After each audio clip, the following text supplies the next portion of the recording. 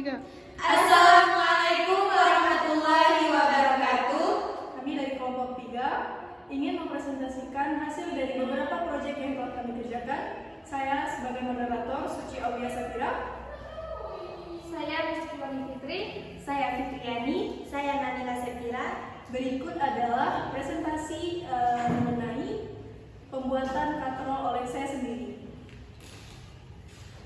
Katrol merupakan salah satu pesawat sederhana yang terdiri dari sebuah roda atau piringan beralur, bertali, dan tali atau kabel yang mengelilingi alur roda atau piringan tersebut. Salah satu kegunaan dari katrol adalah mempermudah manusia untuk mengambil air dari sumur. Katrol termasuk salah satu jenis pesawat sederhana selain tuas dan bidang miring. Cara kerja katrol adalah dengan cara mengubah arah gaya sehingga memudahkan pekerjaan manusia.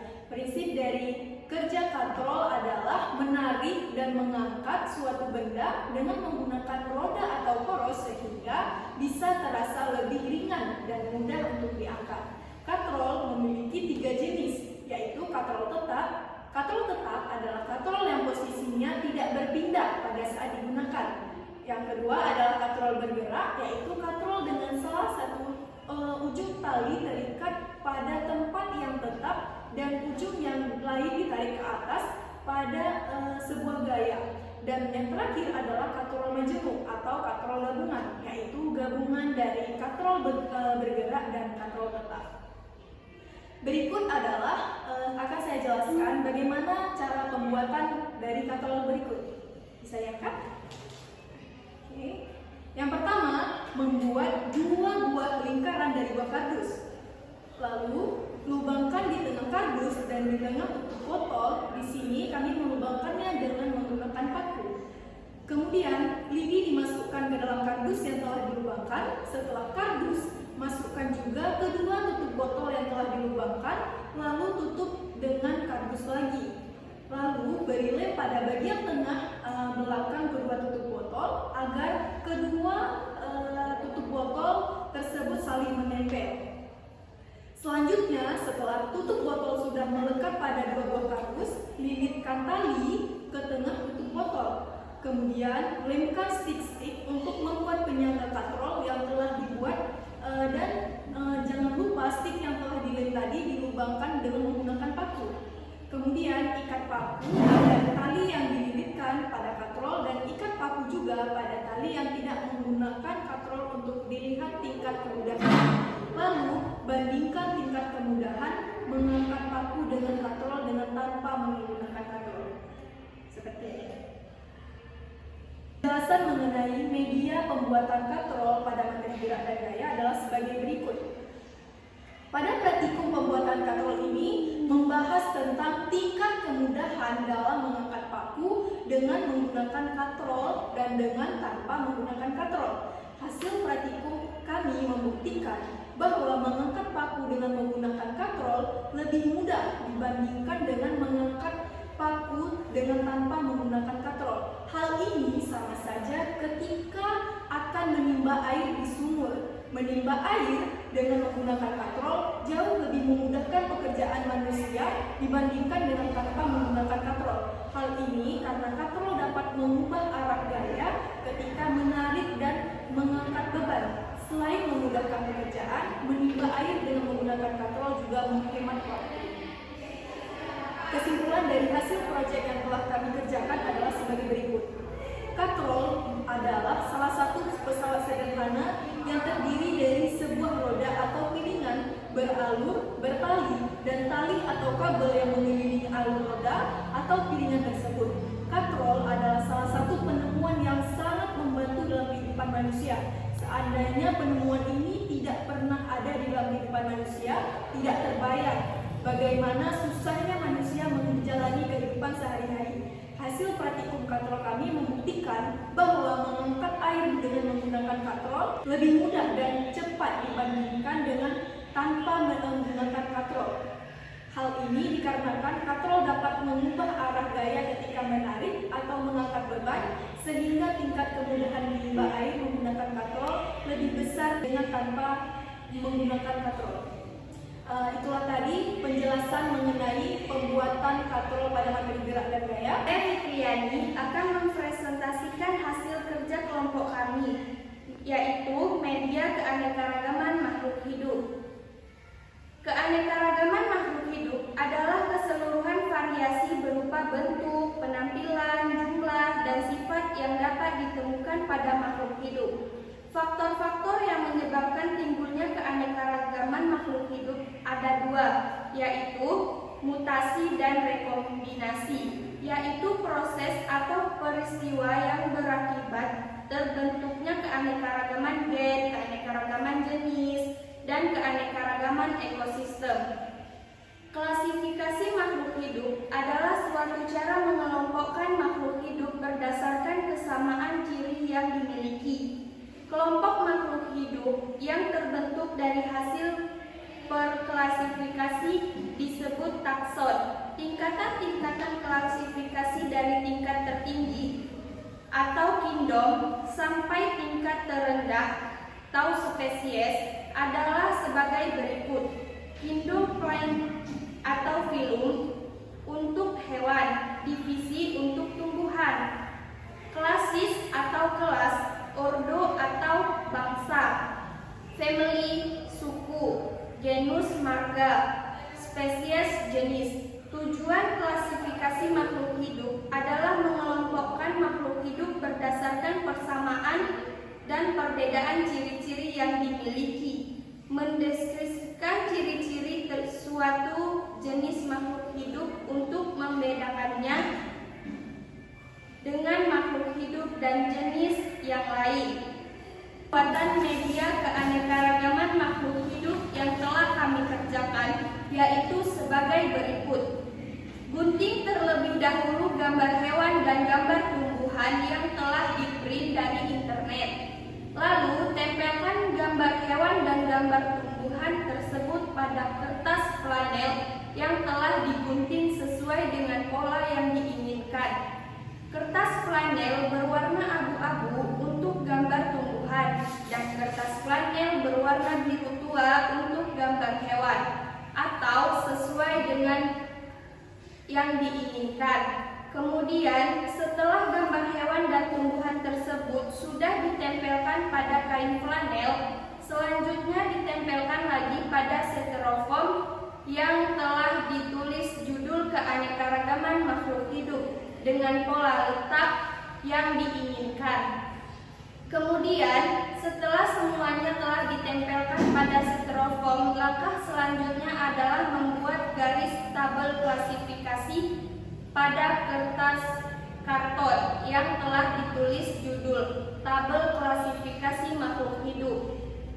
Setelah kedua karya tersebut telah terselesaikan, selanjutnya untuk memperindah karya tersebut bisa ditambahkan dengan hiasan-hiasan sesuai dengan yang kita inginkan. Penjelasan mengenai keanekaragaman makhluk hidup adalah sebagai berikut. Makhluk hidup di alam sangat beragam. Selain beraneka ragam, dalam satu jenis makhluk hidup juga terdapat variasi. Misalnya, terdapat beberapa jenis kucing, variasi warna bunga mawar, dan perbedaan keanekaragaman lainnya. Pada konteks pembelajaran IPA, proses pengelompokan sangat perlu dilakukan terutama dalam pengelompokan makhluk hidup, sehingga mempermudah untuk mengenal dan mempelajari keanekaragaman makhluk hidup yang ada di permukaan bumi ini. Pengelompokan makhluk hidup menjadi golongan-golongan dinamakan klasifikasi makhluk hidup. Kesimpulan dari hasil proyek yang telah kami kerjakan adalah sebagai berikut. Keanekaragaman makhluk hidup adalah keseluruhan variasi berupa bentuk, penampilan, jumlah, dan sifat yang dapat ditemukan pada makhluk hidup. Tingkatan keanekaragaman makhluk hidup dikelompokkan menjadi 3, yaitu keanekaragaman gen, keanekaragaman jenis, dan keanekaragaman ekosistem. Klasifikasi makhluk hidup adalah suatu cara mengelompokkan makhluk hidup berdasarkan kesamaan ciri yang dimiliki. Tujuan mengklasifikasi makhluk hidup adalah untuk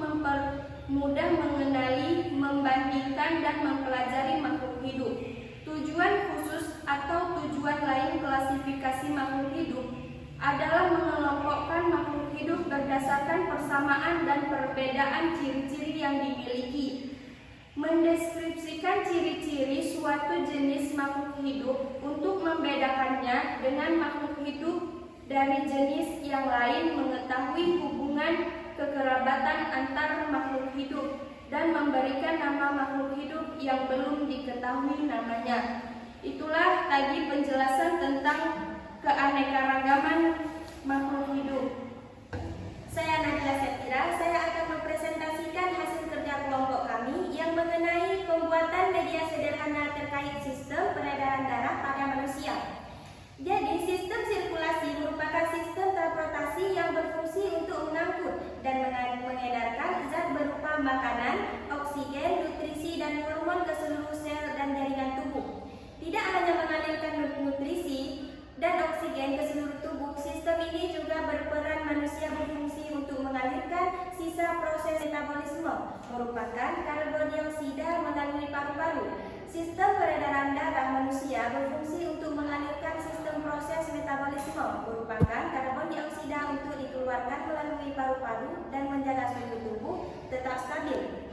Alat peredaran darah terdiri dari jantung. Jantung manusia memiliki fungsi untuk memompa darah dan mengalir darah ke pembuluh darah. Jantung terdiri atas 4 ruang, yaitu serambi kanan, bilik kanan, serambi kiri, dan bilik kiri.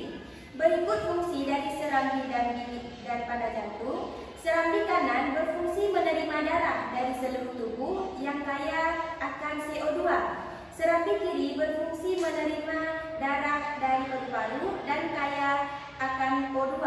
Bilik kanan berfungsi menerima darah dari serambi kanan kemudian dipompa ke paru-paru. Bilik kiri berfungsi menerima darah dari serambi kiri kemudian dipompa ke seluruh tubuh. Menurut struktur dan fungsinya, pembuluh darah dibagi menjadi 3 macam, yaitu 1. Pembuluh nadi atau arteri, merupakan pembuluh darah yang berfungsi membawa darah keluar dari jantung, baik ke seluruh tubuh maupun ke paru-paru. Kedua, pembuluh darah atau vena, merupakan pembuluh darah yang berfungsi membawa darah kembali ke jantung. Yang ketiga, pembuluh darah kapiler. Pembuluh ini merupakan gabungan dari pembuluh arteri dan pembuluh vena yang bercabang. Sistem peredaran darah terdiri dari peredaran darah kecil dan peredaran darah besar. Kesatu, peredaran darah kecil merupakan sistem sirkulasi peredaran darah yang mengalir dari jantung ke paru-paru dan kembali ke jantung. Yang kedua, peredaran darah pada darah besar merupakan sistem sirkulasi peredaran darah yang berawal dari jantung bilik kanan yang memompa darah, mengalirkan darah kotor ke paru-paru dan kembali ke jantung serambi kiri.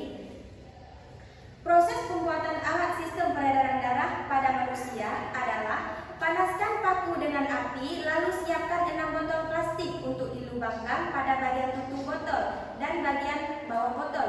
Lalu sisa 1 botol lagi dilubangkan hanya pada bagian tutup botol saja. Setelah melubangkan botol-botol plastik, selanjutnya adalah berikutnya double tip pada bagian belakang ke-6 botol. Lalu tempelkan pada triplek yang telah disediakan membentuk pola bulat lonjong. Kemudian pasangkan selang pada ke-6 botol melalui lubang pada bagian bawah botol dan bagian atas botol. Langkah selanjutnya adalah ambil pewarna makanan, warna merah, lalu campurkan air sebagai penumpangan darah. Setelah itu, siapkan kertas HVS untuk ditulis bagian-bagian sistem peredaran darah. Kemudian, cairan pewarna merah tadi dimasukkan ke dalam sisa 1 botol tadi yang hanya dilubangkan pada bagian tutup botol saja.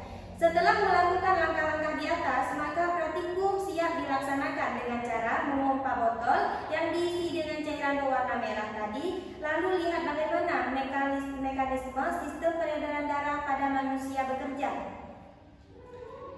Jadi, kesimpulan dari hasil proyek yang telah kami kerjakan, sistem sirkulasi merupakan sistem transportasi yang berfungsi untuk mengangkut dan mengedarkan zat berupa makanan, oksigen, nutrisi, dan hormon ke seluruh sel dan jaringan tubuh. Sistem peredaran darah manusia berfungsi untuk mengalirkan sisa proses metabolisme, merupakan karbon dioksida untuk dikeluarkan melalui paru-paru dan menjaga suhu tubuh tetap stabil. Sistem peredaran darah manusia merupakan salah satu sistem sirkulasi tertutup yang berada pada tubuh manusia karena dapat mengalir dari jantung menuju seluruh tubuh melalui pembuluh darah. Dan tekanan yang diberikan pada darah dapat membuat dialirkan pada setiap jaringan pada tubuh secara merata. Sistem peredaran darah terdiri dari peredaran darah kecil, peredaran darah besar.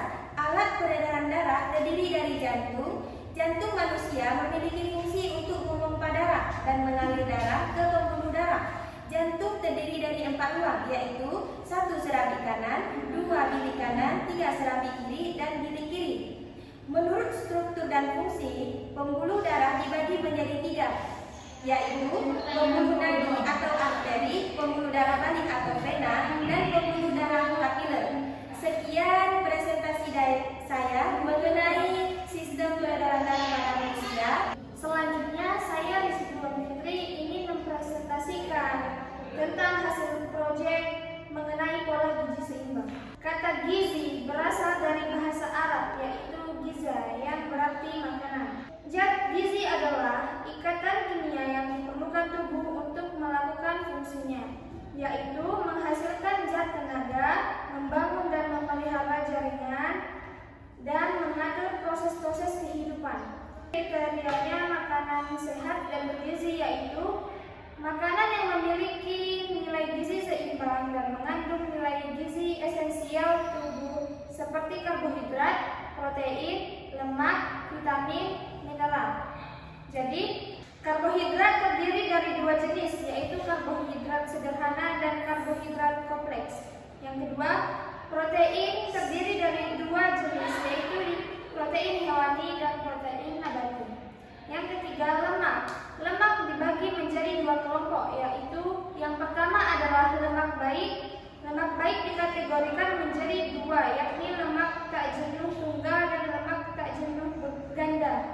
Dan yang kedua adalah lemak jahat. Lemak jahat dikategorikan menjadi 2, yakni lemak jenuh dan lemak trans. Yang keempat, vitamin. Vitamin digolongkan menjadi 2 kelompok, yaitu vitamin larut air dan vitamin larut lemak. Dan yang terakhir ada beragam jenis mineral yang diperlukan selama masa pertumbuhan dan perkembangan anak, mulai dari kalsium, fosfor, magnesium, kalium, zat besi, natrium, fluor, seng, yodium, mangan, tembaga, kromium, dan selenium. Selanjutnya, proses pembuatan media pola gizi seimbang adalah sebagai berikut. Yang pertama, bentuk plastisin menjadi beberapa macam makanan sehat untuk sarapan pagi, makan siang, dan makan malam untuk anak usia sekolah dasar dengan gizi yang seimbang. Lalu, tulis judul proyek dengan metode perkata sesuai selera pada kertas HVS, kemudian guntingkan dan tempel pada styrofoam yang telah disediakan. Setelah itu, ditulis juga keterangan sarapan pagi, makan siang, dan makan malam, lalu ditempel di bawah judul dengan sedikit jarak. Kemudian, plastisin yang telah dibentuk menjadi beberapa makanan tadi ditempelkan sesuai dengan keterangan waktu makan. Terakhir, tak lupa pula menulis nama-nama makanan tersebut, lalu ditempelkan di bawah plastisin sesuai dengan makanan dari hasil plastisin yang telah terbentuk. Untuk memperindah hasil proyek, boleh ditambahkan hiasan berupa pita pada ujung styrofoam dan proyek pun selesai. Penjelasan mengenai media pola gizi seimbang adalah sebagai berikut. Sesuai angka kecukupan gizi dari Kementerian Kesehatan Republik Indonesia, anak usia sekolah yang berkisar di umur 6-9 tahun membutuhkan gizi harian sebagai berikut, yaitu gizi makro harian berupa karbohidrat yaitu sebanyak 220 gram, gizi makro harian berupa protein yaitu sebanyak 40 gram, gizi makro harian berupa lemak yaitu sebanyak 55 gram, gizi mikro harian berupa vitamin yaitu berupa berupa vitamin A 500 mikrogram, vitamin D 15 mikrogram, vitamin E 8 mg, vitamin K 20 mikrogram, vitamin B12 2,0 mikrogram, dan vitamin C 45 mg. Dan terakhir, gizi mikro harian berupa mineral yaitu berupa kalsium 1000 mg, fosfor 50 mg, natrium 1000 mg, kalium 3200 mg, besi 10 mg, yodium 120 mikrogram, dan zinc 5 mg. Pada praktikum ini, kami memilih beberapa makanan dengan gizi yang seimbang, yaitu pada sarapan pagi, kami memilih sandwich dan telur mata sapi, yang mana sandwich sebagai sumber karbohidrat dan telur mata sapi sebagai sumber protein. Pada makan siang, kami memilih nasi merah dan sup sayur, yang mana nasi merah sebagai sumber karbohidrat karena kandungan gula yang lebih sedikit daripada nasi putih, dan sup sayur sebagai sumber zat besi, protein, kalsium, kalori, dan serat. Lalu pada makan malam, kami memilih nasi goreng dan ayam goreng, yang mana nasi termasuk sebagai sumber karbohidrat dan ayam sebagai sumber protein hewani. Kemudian kami juga menambahkan buah-buahan yang sehat dan bergizi sebagai pelengkap menu makanan utama yang dapat dikonsumsi kapan saja, baik pagi, siang, maupun malam. Kesimpulan dari hasil kerja kelompok kami adalah sebagai berikut. Pola makanan yang bergizi dan seimbang adalah pola makan yang memperhatikan komposisi jenis makanan, teratur, tidak berlebihan ataupun tidak kekurangan. Pola makan ini memiliki banyak manfaat, seperti menjadi sumber energi, mempertahankan imunitas tubuh, memperbaiki sel-sel yang rusak, mengatur metabolisme tubuh, dan membuat tubuh semakin berkembang dengan baik. Makanan sehat merupakan makanan yang di dalamnya mengandung unsur-unsur kebutuhan gizi serta energi bagi tubuh, yaitu seperti karbohidrat, protein, lemak, vitamin, mineral. Pemilihan menu sarapan pagi pada praktikum ini yaitu makanan yang kaya akan karbohidrat dan protein, bertujuan untuk membantu tubuh tetap segar dalam menjalankan aktivitas.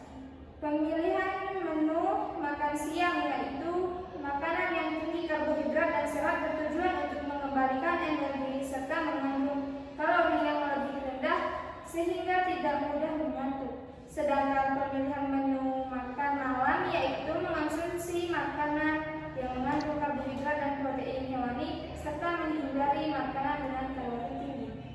Baik, itulah tadi presentasi dari beberapa hasil proyek yang telah kami kerjakan, mulai dari pembuatan katalog, pembuatan tabel klasifikasi dan media keanekaragaman makhluk hidup, kemudian ada alat sistem peredaran darah pada manusia, dan yang terakhir ada pola gizi seimbang untuk anak usia sekolah dasar.